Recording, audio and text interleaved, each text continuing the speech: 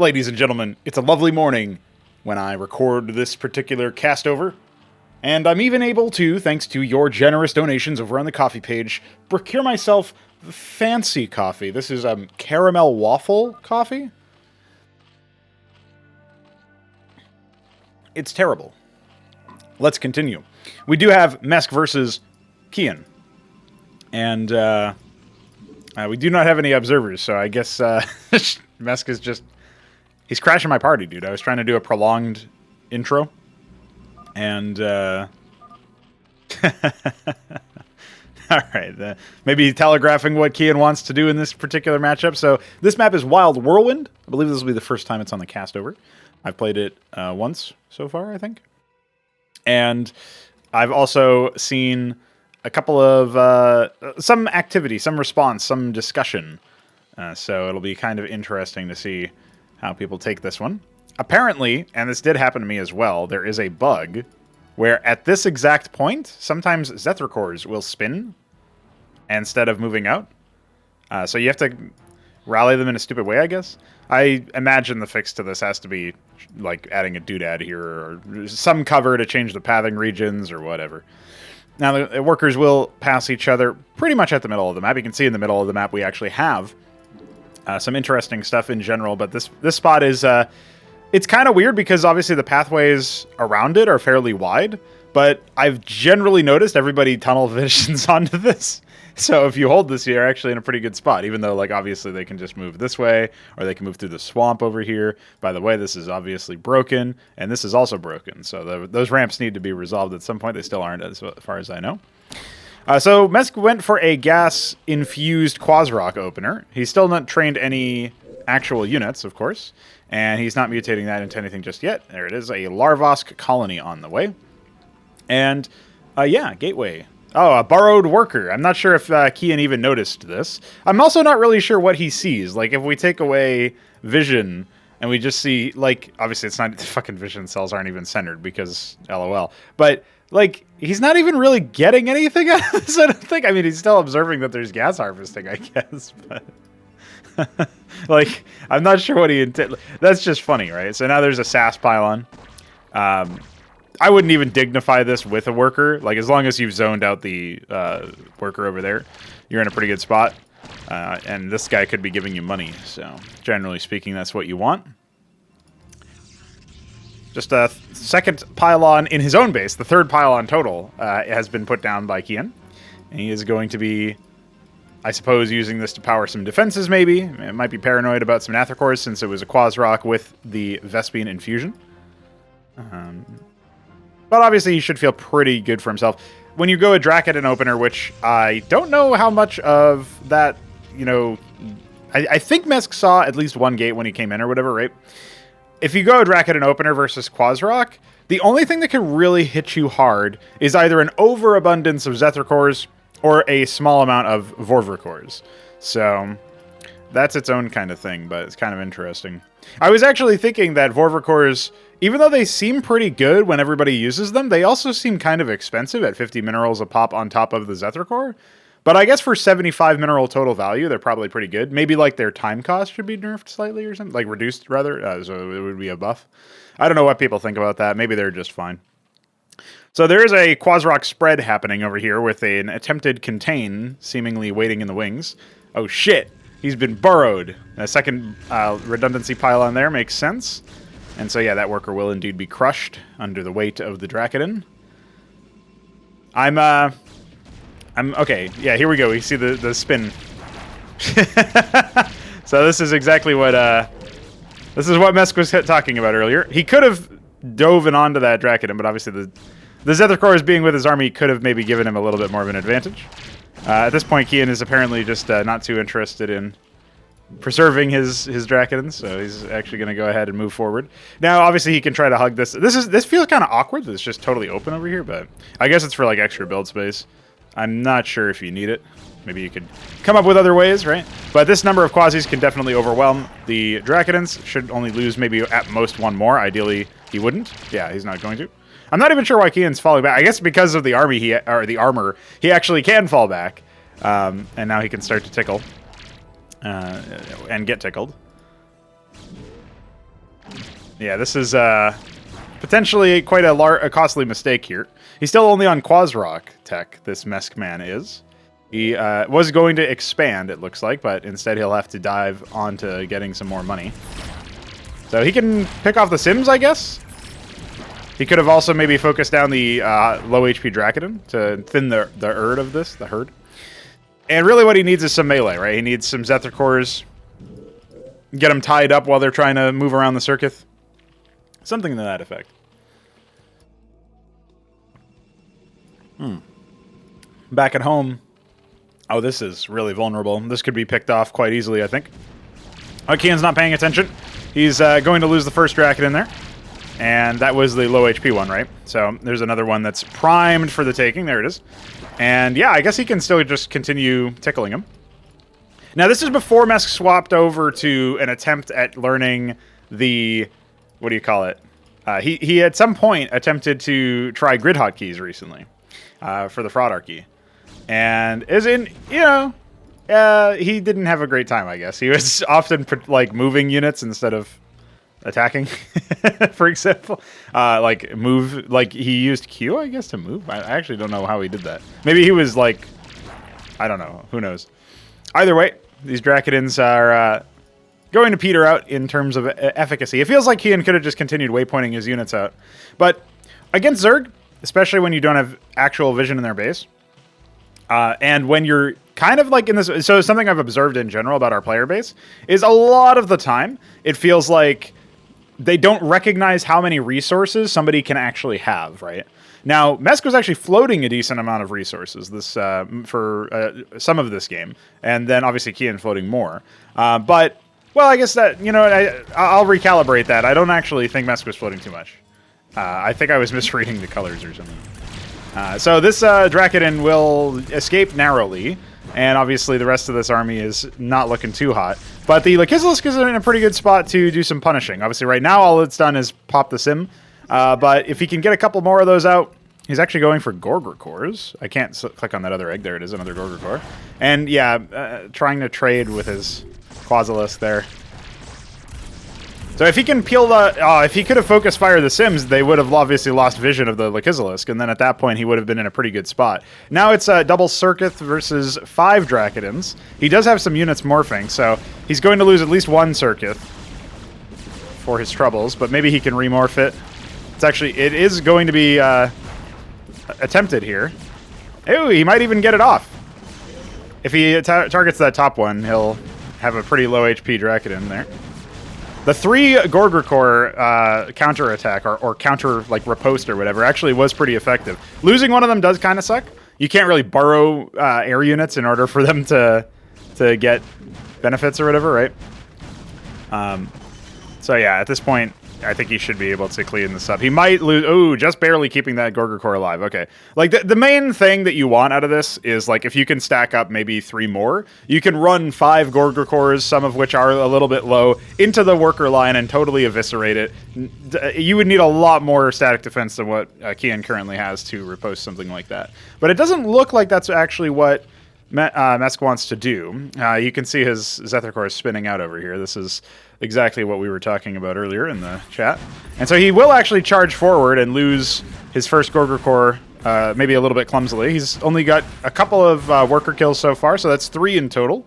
And 3 is a good number, of course, but I guess the best thing that he accomplishes by doing this is not really the actual worker kills, but it's the investment into a more passive playstyle.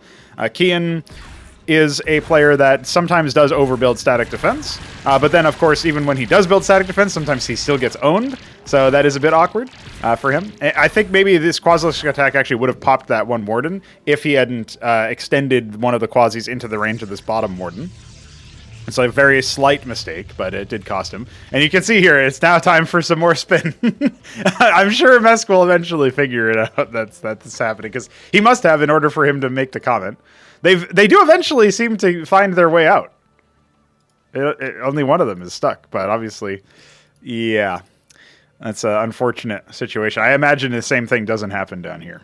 I mean, maybe it's because the ramp is placed improperly. Like, the improper ramp might be saving Keyan. Although he also has, like, a bit of a wall going on over there.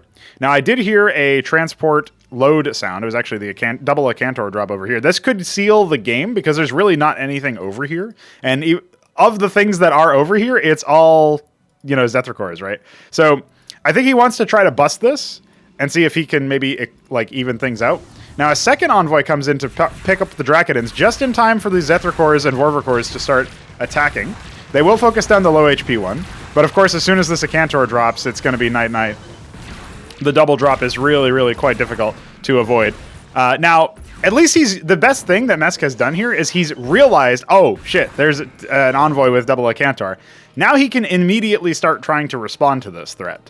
I think the Zork's Shroud gives him very limited options. Like, technically he could go Gorgorcores, but they take so long to build that I feel like the attack would hit too soon. And as a result, you know, yeah, okay, you can do a Spraith colony in a few spots. This blocks the ridge, I'm pretty sure, which is very unfortunate. I mean, it doesn't completely block it, but you have to go, like, all the way around. I think, honestly, like, I'm kind of torn when I deal with Acantor drops specifically, because they are actually very statistically strong. Like, maybe they should actually be a little bit more vulnerable or something. Durability-wise, right? But the reason why I say that is, like, do you try to focus down the Envoy, which is obviously, like, not very difficult to kill by comparison, or do you go for something a little bit different? So right now, Mesk is trying to do some map control stuff, but I think he's, like, very, very in a very, very scary position. I do like the idea that he builds the Circuit colonies, and I'll tell you why. It's because when you drop the Acantor, the automatic acquirement, or the automatic target acquiring, is going to give you a very different experience, right? Because now it's going to automatically target the static defense. Now, the best thing is, he actually did scout that. He clicked on his own Zethicor there. He knows that it's coming, so now he can move his units over. The problem is he doesn't really have any units, does he? So this is not a great situation to be in. He's not focus firing a single Acantor with his double circuit, and I think that might just clean up the game. Even though he had some information that it was coming, he obviously didn't really have that many units in position to respond to it. He was going for an Iral Iris, so at the same time, like, maybe he could have spent that on something else. Now the Nathicors are coming in, but obviously the Vassals are here, and when the Vassals die, they will be better at killing the Nathicors with their attack speed increase. Now the first Acantor does drop. There's been a lot of mining time disrupted here, and now he's got to mine only on his natural. The eggs being popped, of course, are very difficult to deal with, and he just doesn't have any units over here, right? He does have the Larvosk, but it's right next to the Hatterosk, so its eggs can also be harassed. And yeah, not really a whole lot of money. Even if he reposts this attack, you have to look at this and think, oh shit, Keyan's floating almost 2k minerals. At this point, I think the game has been won, and we should see a GG momentarily, especially when this Hatterosk goes down, which it should surely happen at any point. Yeah, losing the Acantor for this is totally worth. He's just lost so much stuff, right? So. Oh, some more units coming in from the front, even better. The Manifold will die pretty much helplessly. But yeah, there's just too much over here, and the GG is called, and that will be the first game of this best of 3, which I forgot to mention it was a best of 3 because 3. And we'll check the scoreboard before we head on to game number 2. And we, of course, are back with game number 2. It is the same positions as before, except the opposite, if you know what I mean, because Mesk is now on the bottom. He's also Terran. So it looks like there was some funny lag. Yeah, I think Keyan's looking after his boss's place or something, and doing one of them classic house sitting options. And his Wi-Fi plus Mesk's Trudeau is really, really good for for stuff like that. So, yeah, we're back on this map. I guess we can talk a little bit more about Wild Whirlwind. We have Day 7 auto-vicality watching over people playing on his own creation. So, this is the natural, obviously. Now that Mesk is on this spot, he won't get Zethicor trapped, I guess. You saw that he scouted this base over here, which is a double gas with the only 5 mineral fields and a very thin choke. So this kind of harkens me back to like classic Brood War maps where the Zerg player will jump in and then you'll build like a sunken colony and put a lurker there or whatever, or like maybe 3 lurkers stacked on top of each other. This base is super weird because it's like, it's just like it's a core pathway around the middle if the middle gets locked down somehow. And obviously ruins aren't unbuildable in this game, so like our tile sets are obviously modified, right? So when you see ruins, these are actually totally buildable. So Terran could just lock this whole middle down, and then you have to go through a base in order to get to the other side. But we don't usually see Terrans actually successfully do stuff like that, so maybe it's not really that big of a deal. And then over here we have like another base that's very similar to the main. We actually have this area over here as well. So there's a decent number of bases actually. So that is that. I think that's pretty much everything I wanted to go over. Obviously, I could have done that in the first game, but ooh, double tapped at the very end there. Only 10 HP left, but of course has the regenerating shield. So the scribe will not be reposted just yet. I really did the manor pylons, right? I've been thinking about this, and it actually doesn't punish you enough to just warp a pylon in as a free scout. I find this actually really stupid and like antithetical to actual RTS gameplay. Now, Keyan is obviously floating a ridiculous amount of money because he's bad, but or I guess he's trying to fast expand, so maybe he's not bad. But I feel sometimes when you have this situation where you were just like tisming with your worker, and then you're like, oh shit, yeah, I have money, I better expand so I can spend it. That happens more often than not. I'll give Keyan the benefit of the doubt. Maybe he's not as bad as I'm making it out to be. But yeah, there is a gas being capped here. Just the one Maverick bunker expand. There's actually a Cyprian in here. So this is before the patch where Cyprians were reduced in cost, I believe. Cyprians are now 75 minerals instead of 100. Makes them a little bit easier to get out in the early game, and also to a critical mass, right? With the gas here, obviously that is something that, in theory, Mesk will be able to benefit from. He has a decent amount of mineral income. I did get another Maverick, so we'll see if he decides to expand, especially after scouting his opponent going for a one-gate expo build. There was some point I was talking about, yeah, pylons. As the pylon goes down, reminds me. Bit of a late response. He probably could have moved up there, but probably not. The embassy, fast embassy means that it could be drops. Like, that's sort of what I'm thinking, is this is going to be drops. He's up against a Terran player. He wants to drop Keyan, that is. He wants to make sure that he, keeps up the pressure. But there's instantaneously double Watchdog. Against a drop, that doesn't really help you, because, again, like, this base is big enough. You can get dropped from all sorts of different angles, right? But, I don't know. I think the solution to pylons, by the way, is probably to make them a little bit more significant instead of perfunctory. I was talking, I briefly raised this issue with Veek when we were testing March Madness, which, if you don't know, is the CCMU limit removed, amongst other things. So you guys can check that out on pre-release now. It is live. I should have mentioned that at the beginning. Dude, I'm forgetting everything. Yeah, so the main idea, anyway, is like, if pylons actually serve a purpose, like, that would be good. You know, right now they obviously power stuff, so you have to build them. But if they were more interesting, I don't know, it would be better, because then if you build them somewhere, you're being an idiot. Like, if you do what Keyan did here, you should be punished, and it's just 50 minerals. Technically, like, a good player can punish that, I guess, because it's 50 minerals. That could be a worker. That could be, half a zealot or a third of a Dracoden or whatever. But for the most part, that's not really going to happen. So I would like that to be a little bit more sensible. Both players kind of in the dark here. It will be an envoy. What is he going for next? He hasn't actually gotten any tech yet, so his expo is mostly just him preparing, I guess. He's moving out with 3 Dracodons, has a second gateway in his main. We do have the command center in the base, so we'll float off over to the natural shortly. A 3rd Watchdog and a 3rd bunker going down. We'll be staffed with Mavericks in short order. Yeah, neither player really going for any crazy tech, it looks like. Now here comes a Warden. I thought that was going to be a tech structure. There's another Warden. Okay.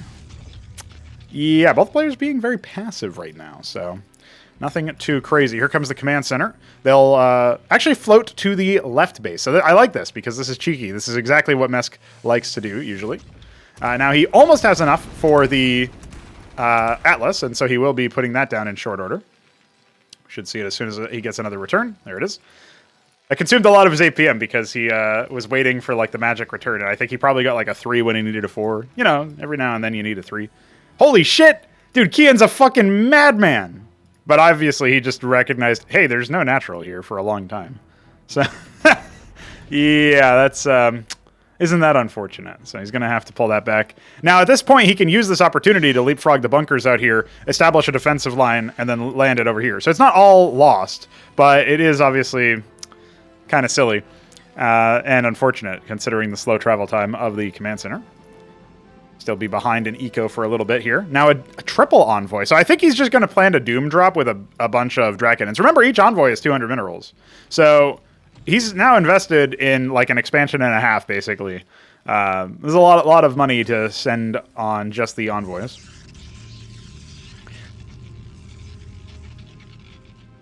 What is he going to be planning on doing? Just Draconids, okay. Now there is a bunker, or was a bunker over here. Now there isn't. A Sentinel coming up, so that will actually help. I was going to say if that's just another Watchdog, that might not be very useful.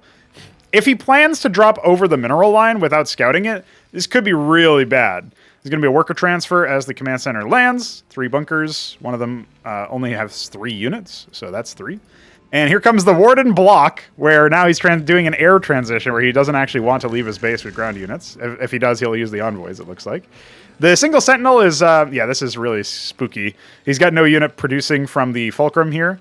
Just a second machine shop, and he will be putting down what I imagine will be a Sentinel over here. He's actually just landed his Atlas in a spot that, well, it might help his SimCity, I guess, against the Draconids a little bit, but now coming a Phalanx, going to be very, very useful here. Yeah, unfortunately, Keyan didn't just send all of his envoys into the fray directly. So this is really spooky.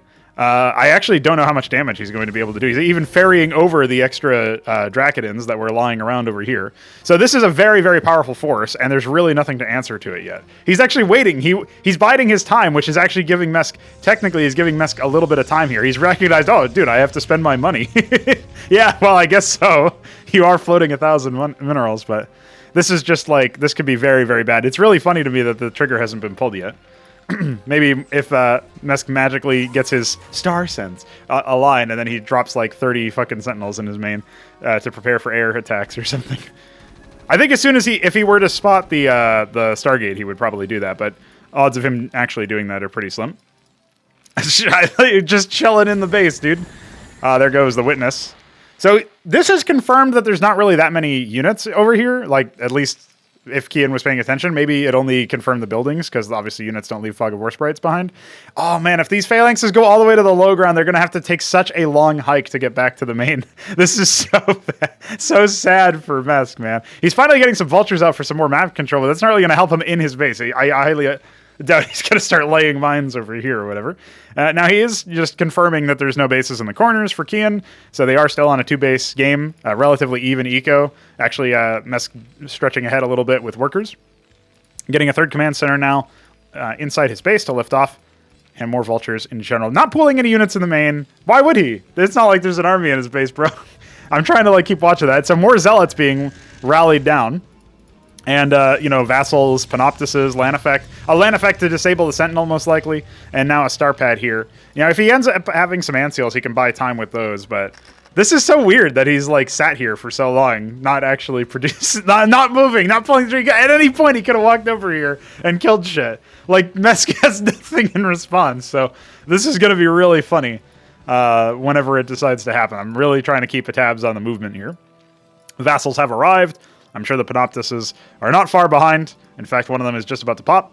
And some Sims. I guess the Sims will be ferried over. There's actually a spot you can exit, which I didn't think would happen. So, hats off.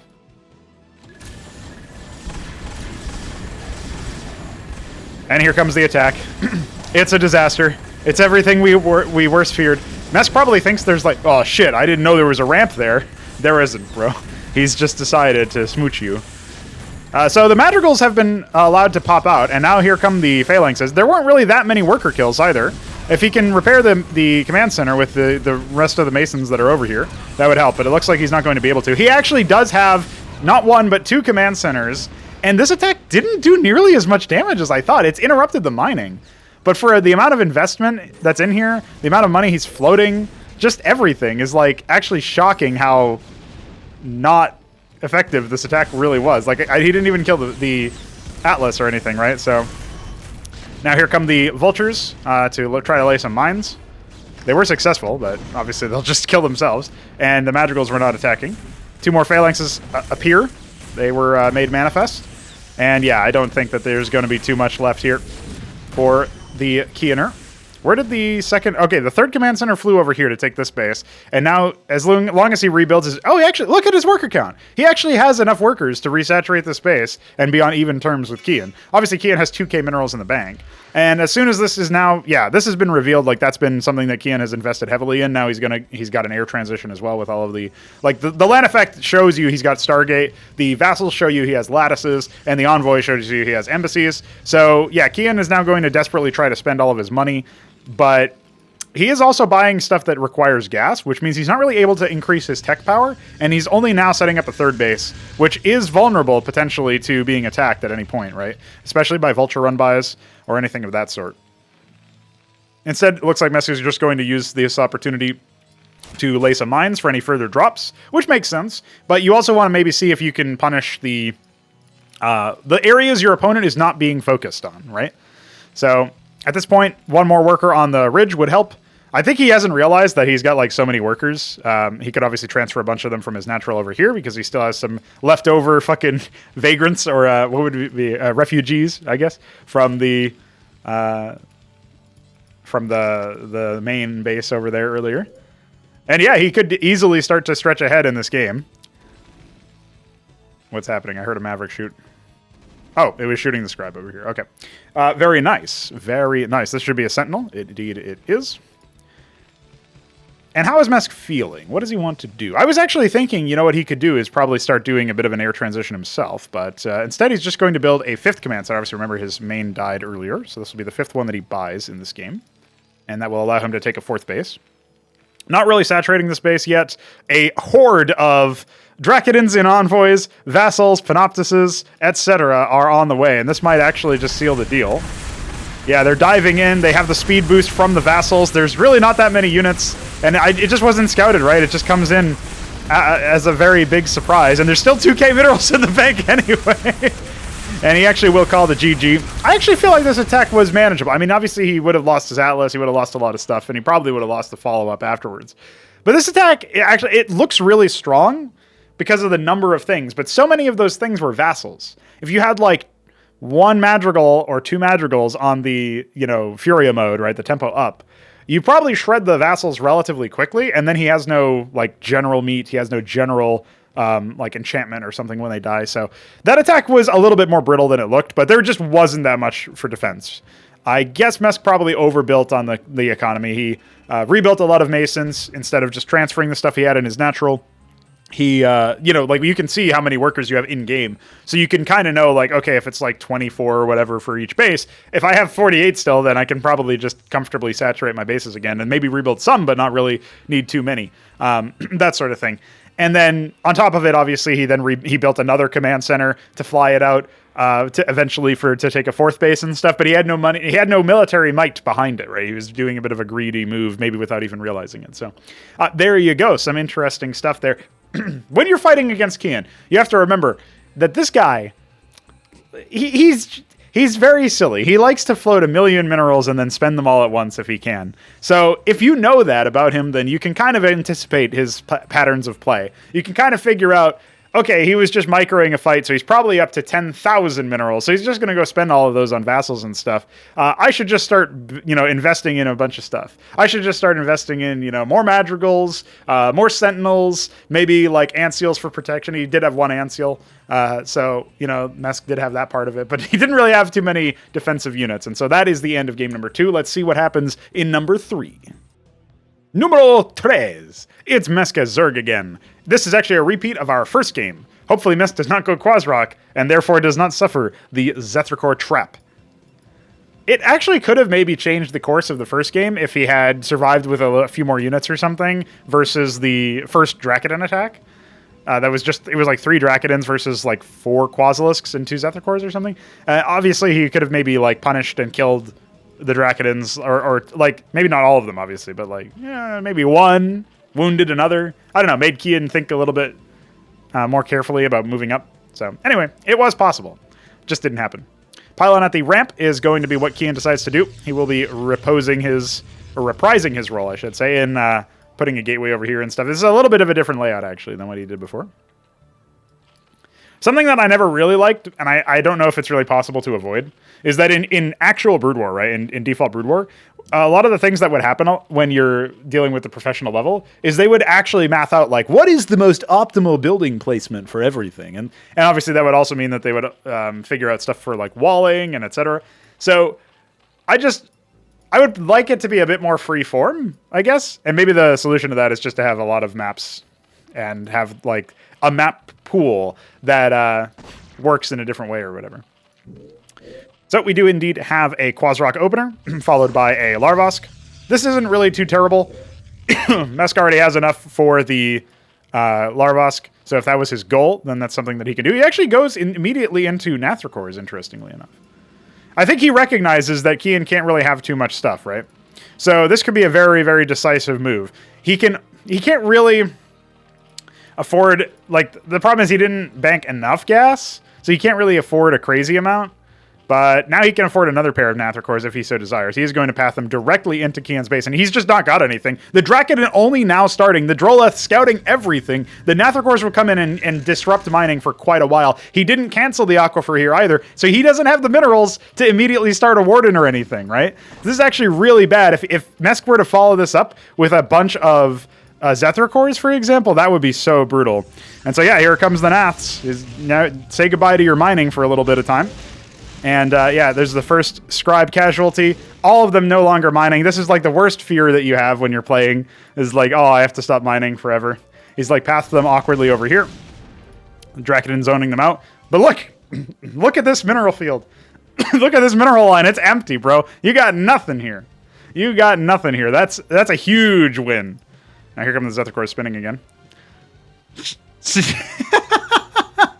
Oh man, I'm so sorry, Miss. Yeah, I think he can just overwhelm this position at this point. This is really awkward stuff. This is why you don't do this. This is why you don't do this, guys. I'm not sure if there was actually a fight somewhere. I didn't see it. Where did he move it? Yeah, what happened to the Nathricors anyway? No, I can't see where they are. They're gone. They died. Usually they create a corpse, but maybe they didn't do that because they were at the edge of the map or something. I don't know where they would have died. Maybe over here. I still think Mesk can overwhelm this position. He's getting some Vorvricors, so he can at least like kill this Zealot, kill the Drakon, and shut down the gateway by killing the Pylon. And yeah, this is super deadly. This is super spooky. He's actually going to surround the Drakon immediately, which is really, really good. And then he'll even surround the Zealot for good measure. And that's just going to be like such a huge setback because now you're going to lose access to your military production. So you're going to need to rebuild it over here. He goes for another Warden. I guess he probably feels like he has to, but that Warden is not going to finish anytime soon. Quasi's come down. Yeah, this is game, boys. I think we figured it out. Mesk was able to strike back. And yeah. Now he's actually going to be on the board here shortly. This Warden spread out from that Warden, not able to fight. The Scribe Pull is appropriate. You know, this is what you want to do, but maybe a little bit lazy at the micro. Actually thinning the herd quite well. The Warden killing the Quasis is super good for this because it means that you can move back and forth with your Scribes. But as you can see, that's not really Keyan's forte. And so, yeah, he's just going to have to surrender here shortly. He doesn't want to. He wants to keep in the game, even though he's got nothing. He's going to build another Warden. I mean, he does have this scout over here, I guess. But surely you just see all these workers and think, my opponent has 16 workers and I have 3. That's not enough. Oh, here we go. Trying to pull them. That was his last 50 minerals. He used his last 50 minerals to make a pylon. Never use your last Droleth to make a building. Well, I don't know why Keyan's still in this game, but it's pretty funny.